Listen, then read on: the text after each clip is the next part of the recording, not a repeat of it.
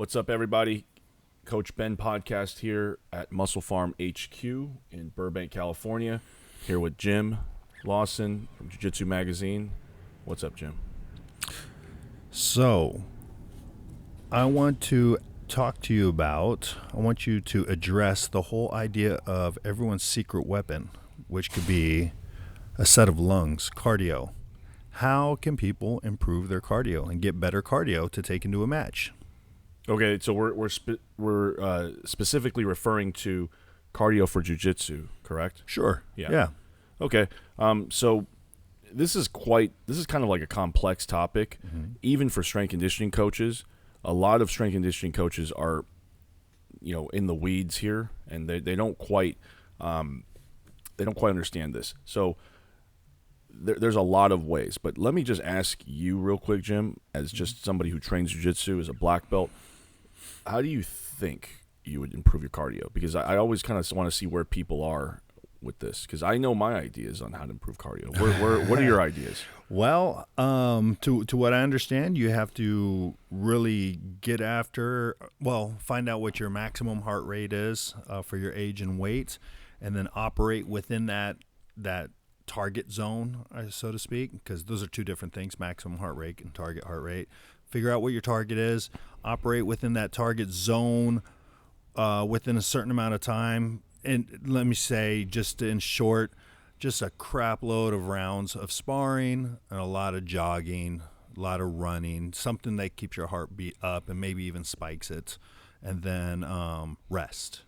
The important part is rest. So that's my meathead approach to better cardio. Okay. Get your heartbeat up for a certain amount of time. Try to mimic the environment and rest. I mean, you're not wrong with any of that. It was just a little broad and general, and that's almost exactly what I expected you to say. Okay, yeah, and let me, because it's such and this is why I'm so curious to hear what you have to say about this, because, so for instance, back when I used to compete quite a bit, one of the significant roles outside of, staying on the mats to do my cardio was basketball.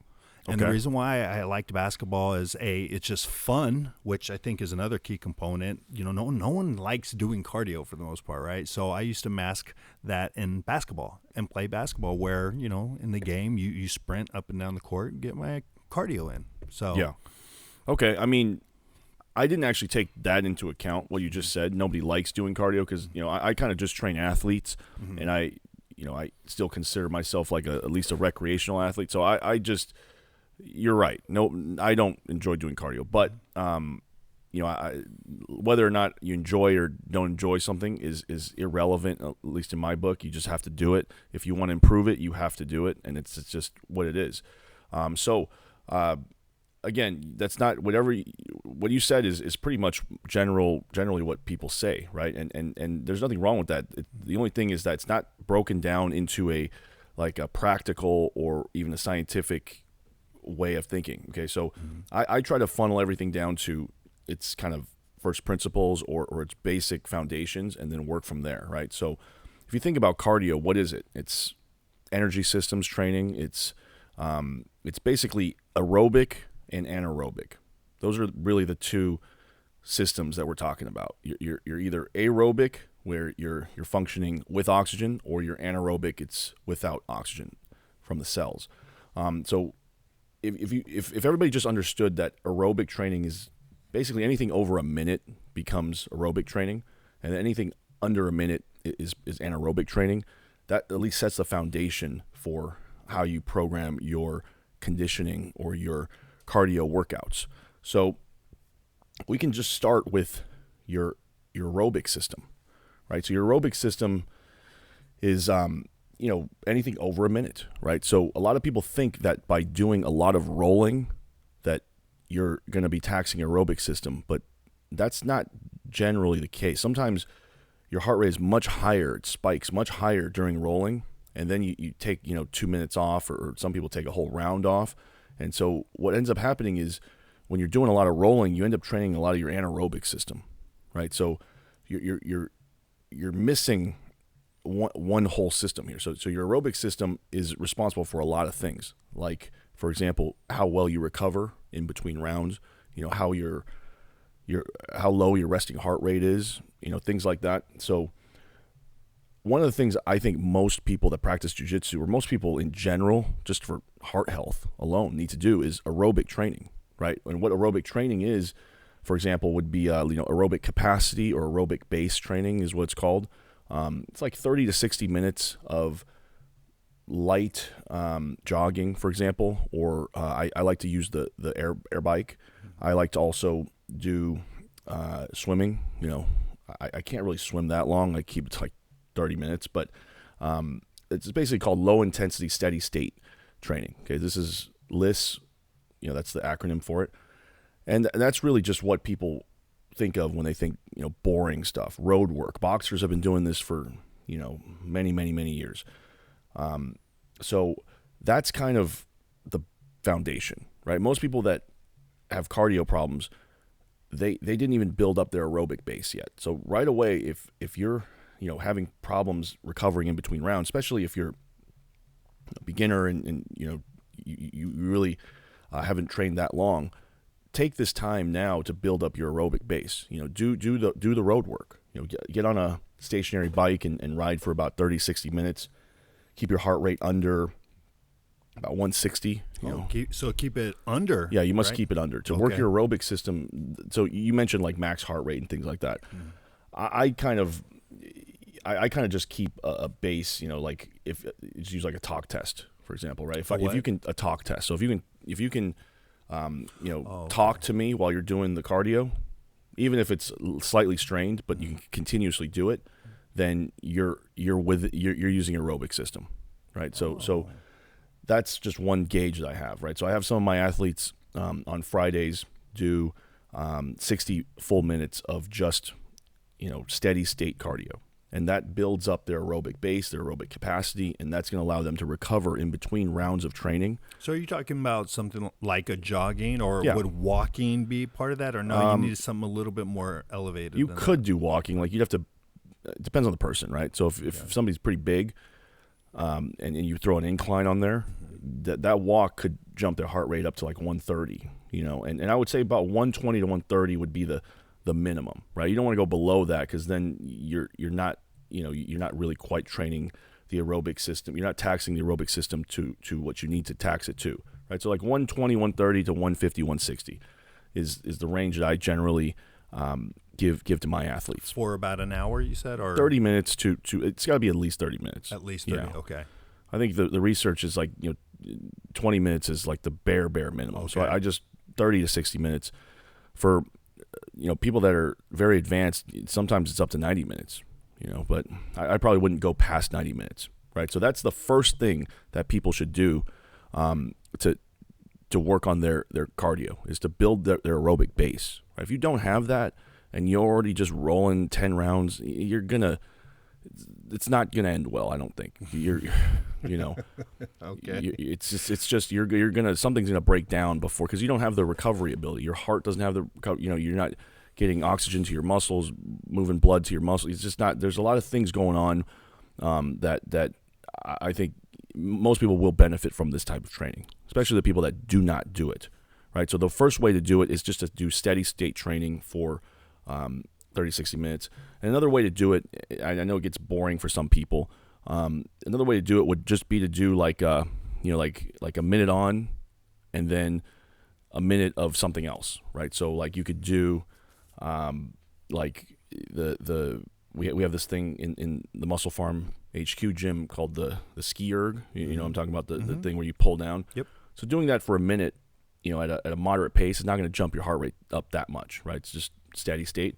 And then in between you can do like, for example, there's an exercise I like called dead bugs, where you kind of move your arm and your leg alternating on the floor, laying on your back, and it works your core. You could do, push-ups elevated on a bench in between, right? And then just do a minute on, a minute of the exercise, then a minute back onto the cardio machine. And if you're really bored of steady state cardio, then it doesn't really matter what you do, to be honest. It just matters that your heart rate is consistently at that range that I mentioned, 120, 130 to about 160.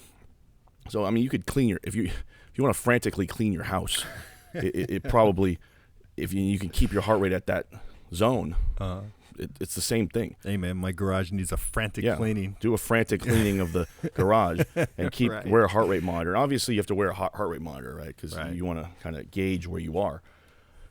So that's it. That's building your aerobic system. That's your aerobic base. This is very hard to build when you're constantly going anaerobic, when you're constantly doing hard, intense rolls. I remember when we used to train, it was just hard rolls. I really never built my aerobic system when we used to train 10 years ago. It was just go in hard rolls, and then we'd have to sit out maybe once in a while when we get tired, and then we'd hard rolls again. There was no like flow rolling really. So if you can, right, then you could flow roll, but you have to, again, keep your heart rate within that zone, right? And one of the other things I like to do is to work on solo movements. Like the foundation of all jiu-jitsu movements are from solo movements, right? So a bridge, for example, a shrimp, a hip heist, something like that. John Danaher calls it shadow grappling. So a lot of things that you can do on your own, inversions, shots. You can just keep your heart rate at a certain pace and move around at a moderate pace. Your heart rate should be below that 160, and that will be the same thing. That's also working your aerobic system, right? So again, we'll just wrap the aerobic system with that. This is not related to jiu-jitsu necessarily. This is just training your aerobic system, period. And then it transfers to all sports. It could be basketball. It could be weightlifting. Even if you just don't do jiu-jitsu and you just lift weights, if you want to improve your recovery in between sets, improve your aerobic capacity, and you will improve your recovery, because that's when your aerobic system is functioning, is when it's kind of doing its thing. It's in between sets, in between rounds, in between spurts of high intensity exercise, right? Okay. So if you roll 5 minutes and then you take 2 minutes off, if you roll hard 5 minutes, you take 2 minutes off, that 2 minutes is where your aerobic system is putting its work. It's helping you recover, right? So if you that's the only way you're training your aerobic system is rest periods. It's not enough. It's not enough. You need to increase your cardiac output by training your aerobic system. All right. So that's pretty much the two ways that I like to train the aerobic system. Well, there's another actually, which is called aerobic power. So aerobic base or aerobic capacity is training at a lower intensity and doing it in a steady fashion, like continuously going. Now, aerobic power is more of staying at the higher limits of your aerobic system. So you're still using your aerobic system, so keeping it's different for everybody, but for the most part, keeping your heart rate under about 170, keeping it under 170, but like just being at the edge of that, very close, like 165, right? Doing like one of my favorite ways to train aerobic power is to use the air bike, is to do the air bike for, say, 2 minutes. Then we recover for 2 minutes, just kind of walking around, and then we do another 2 minutes of getting your heart rate up to like 165. And this is much harder than it sounds. I mean, it's not like very hard. It's not like sprinting, but doing this for 8 rounds, for example, 2 minutes on, 2 minutes off for 8 rounds, it'll teach you how to use your aerobic system when you are training jiu-jitsu. So you don't want to always use your anaerobic system because you can't sustain that for a long period of time.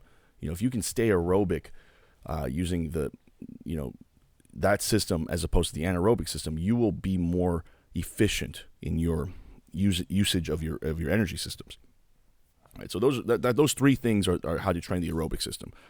I would stick to numbers 1 and 2 for the most part. And then when you get to a more advanced level, usually for my athletes, I have them train aerobic power, because there are times where they need to use their aerobic system as efficiently as they can, right? So once that's aerobic system has kind of been trained, then you can start moving on to your anaerobic system. And most people are already training their anaerobic system quite well. Like if you're rolling jiu-jitsu, you're constantly training your anaerobic system. There's certain ways to do it that will make it, it'll still improve your cardio. So here's an example, right? I do this thing called anaerobic explosive repeats, which is basically like for example, I'll have you, Jim, just go on the turf here, and we'll do like 4 very explosive jumps, like as hard as you can do them, Okay. right? And then we'll rest like 20 seconds. And then you're going to do those 4 explosive jumps again, as hard as you can, and then rest 20 seconds, right? And then we're going to repeat it like 10 rounds, right? 8 to 10 rounds. Over time, the idea here is that your first jumps are going to be very explosive, and I want you to maintain that power output through to the 10th set, 10th round, right? Most people can't do this. Mm-hmm. By the 7th, 8th, 9th, 10th set, they're extremely weak at this point. They're not generating the same amount of power, right?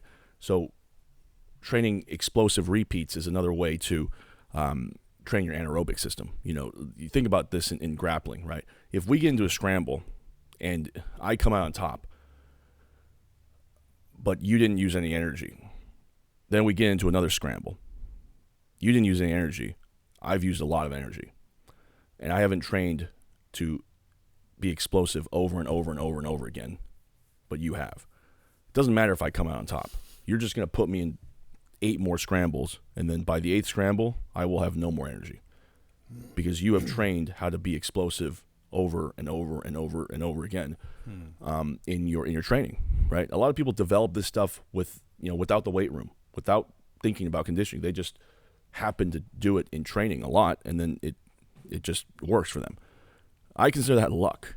I wouldn't rely on this. They accidentally got it right. Yeah, I mean, survivorship bias is all over the place, right? People think, oh, well, this guy didn't work. Marcelo Garcia never worked out, so I should never touch a weight in my life. Well, you're not Marcelo Garcia, and also Marcelo Garcia retired early. So there's a lot of things that people don't take into account. They take one person who survived out of 10,000 people that did not survive, and they use that one survivor as the metric for everybody, which is extremely common. So, which brings me to the question I wanted to ask you: metrics. What is the metric to identifying an improvement in your cardio? So, traditionally speaking, you can run 3 miles faster. That in correlation to how you're feeling. Yeah, there's tests out there. So, and what is it? The heart rate method? VO2 max. Okay, there's VO2 max, right, which you need a machine for. But back to the heart rate monitor you were talking about. You do it by hand, but yeah. Oh, you can do VO2? You could, yeah. How do you do that? Is that a simple explanation? It's like a mile. You walk a mile, and there's some there's some like formula that you use. I would say, I would say for the most part, I'm not a big tests guy. I just kind of. How do you feel? How you feel, but more so like, did we make an improvement from the last? I'm a big log guy, so if we made an improvement, then we're heading in the right direction, right? I'm not big on tests because a lot of them are just a waste of time, in my opinion. Well, and to that, in fact, this is kind of where I'm going with it, with the logbook. What is it where the first thing you do when you wake up in the morning, you take your pulse, and then that kind of is supposed to be some sort of indicator on whether your body is overtrained or you're right in your zone? Yeah, you're talking about heart rate variability. Okay.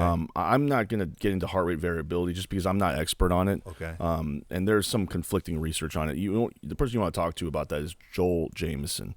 He's an expert at heart rate variability. There's another guy, Mike T. Nelson. Look those guys up. Ask them those questions because I'm not expert on that. But one thing is, if you wake up and your resting heart rate is lower, and that's usually a sign that your cardio and your conditioning is getting better and better. So the best athletes I've ever trained had I think a low 40s resting heart rate. And that was just somebody that was extremely conditioned. Somebody who has high blood pressure, obesity, things like that. They generally wake up resting heart rates in the 70s. The high 60s and 70s. So yeah, that's one thing you can measure is waking up and getting your resting heart rate. That's one thing you could measure. But again, I just really am more of a just keep a log book on what your how you're feeling in training, you're usually able to go 3 rounds and not gas, and now you're able to go 5 rounds. Okay, so we're heading in the right direction. So this is some of the ways that I use it. But again, there's nothing wrong with tests. I just don't personally use them that much. Like there's Wingate, that's like the power output test. There's VO2 max, that's a maximum oxygen uptake test. These are all tests out there that can kind of give you a comparison to, like your high level or your kind of mediocre or your bad, right? So anyway, let me continue on the anaerobic side. Okay, so anaerobic explosive repeats is something that I do usually like in the middle of camp. So like if you're, 6 weeks out, we're going to do 4 weeks out, we're going to do something like that. Towards the end of camp, like right when you're about to compete, I work with a lot of fighters. We usually want to work on maximal output. So anaerobic power output, getting on that a bike, right, and going for like 30 seconds and being able to generate the same amount of power for 30 seconds over and over and over and again. Okay, sometimes it's 45 seconds. Sometimes it's closer to a minute, right? It just depends on, it depends on a lot of factors. The style of the fighter, how do you, what their game plan is. There's a lot of things here, but point is, towards the end of your training cycle and when you're going to compete, you want to work on anaerobic power, which is maximal output of the anaerobic system, right? So sprinting as hard as you can for 200 yards, 200 meters, something like that, 200 meters. And what it is just why is because when you're in the fight or you're in the competition, you want to make sure that you have those higher gears, and you want to make sure that you're not leaving anything behind, right? You want to make sure you can get that fight-ending combination. You want to make sure you can get that scramble that leads to the back, that leads to the end of the fight with the rear naked choke, right? Those are things that, because the intensity of competition is much higher than training, it's you have to train these things in the weight room or in the gym or when you're doing your conditioning, even your jiu-jitsu, right? When do people start their harder rolls? When it's closer to competition, right? That's generally what I see people doing who are doing it correct, right? You want your harder sparring sessions towards the end of camp, not at the beginning of camp. You're still kind of getting into the flow. Towards the end of camp, now this is where, your hard sparring starts. For fighters, generally they stop like a week, 2 weeks, before the fight. If you're doing jiu-jitsu, you could hard spar, probably the Wednesday of the competition if you're competing Saturday. And that's aerobic power, right? So you don't necessarily need to train aerobic power the way I described, doing like 30 seconds of sprints and then resting 30 seconds and then do another sprint, resting, sprint. You could just roll much harder in the gym as you get closer to the competition. And this is something that really is more for competitors. If you don't compete and you don't plan on training at like an extremely high intensity, you don't really, you could leave aerobic power out. Anaerobic power, my bad. Anaerobic power is what we're talking about. Anaerobic power out. Okay. So, if I said aerobic power in the last like 5 minutes, I meant anaerobic power. Okay. Anaerobic system that's under a minute. Okay. Well, real quick, just explain the difference. What is aerobic? What is anaerobic? Anaerobic is simple definition. Simple definition is anaerobic is anything you do under about a minute. High power output, requires the glycolytic system. There's the ATP PC system. This is what carbohydrates and glycogen, glucose feeds is the high intensity energy system. So like a fight ending combination, like if I'm going to hit you with like a 3-piece and a soda, right? That's anaerobic. But if I were to run around the cage Nick Diaz you and just kinda... that's aerobic. Okay. That's a great example. Yoel Romero, not counting his last fight, is anaerobic, dude. Gotcha. He does not like pick at you. He explodes and you're dead. Nick Diaz is the opposite. Or Nate Diaz, both the same. They pick at you and they never really turn it on, and they just pick at you till you crumble. You fold, yeah. Yeah.